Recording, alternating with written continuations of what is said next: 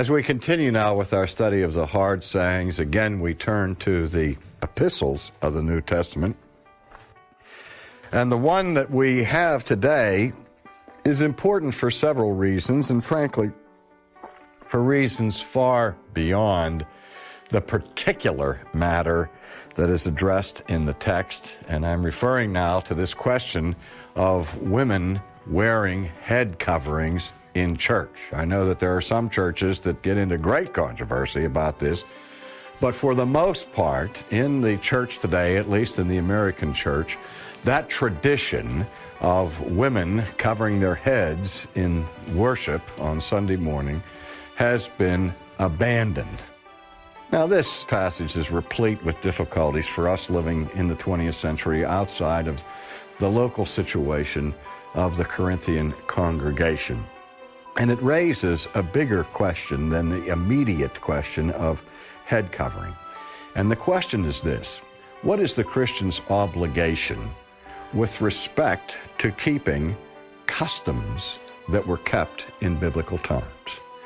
Virtually every biblical scholar recognizes the distinction between principle and custom. Principles are those commands of God that apply to all people at all time, in every culture and in every life situation. Customs are those things which are variant, local applications of principle. For example, in the New Testament, the principle of tithing is there, and in those days it was done through the denarius or the shekel. Does that mean that the only way we can please God today is by paying our tithes in shekels or denarii? Of course not. The monetary unit was customary. The clothing styles, those are the things that are subject to change from culture to culture, from place to place. The principle of modesty applies to all generations, but how that modesty is manifested will differ from one country to another and from one time to another. We understand that those things are customary. So many times, distinguishing between custom and principle is a relatively easy matter. But not always. Sometimes it's excruciatingly difficult to make that distinction. Let me give you a principle to apply if you can't decide if something's a custom or a principle.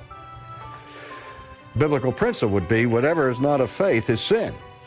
And so the burden of proof is always going to be on those who argue that such and such a command is custom and not principle. If you're not sure, then the principle that applies is treat it as a principle.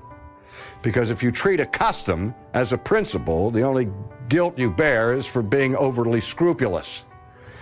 But if you take a principle of God and treat it as a local custom and don't observe it, you have sinned against God.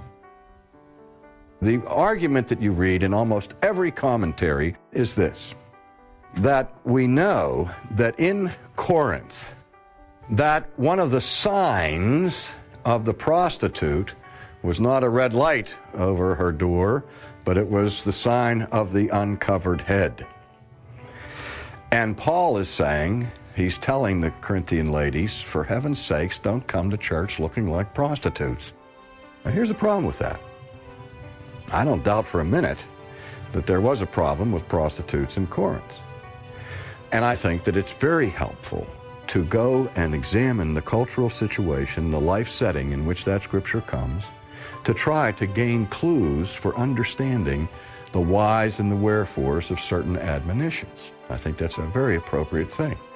I think, on the other hand, it's totally inappropriate to assign to Paul a reason for his saying something that is different from the one he himself gives.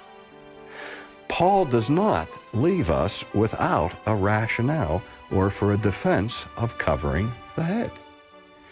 And the thing that is most astonishing here is that he appeals to creation, not to Corinth, where he appeals to man and woman as man and woman. And if anything transcends local custom, it is those things that are rooted and ordered in creation. That's why I'm very frightened to be loose with this passage.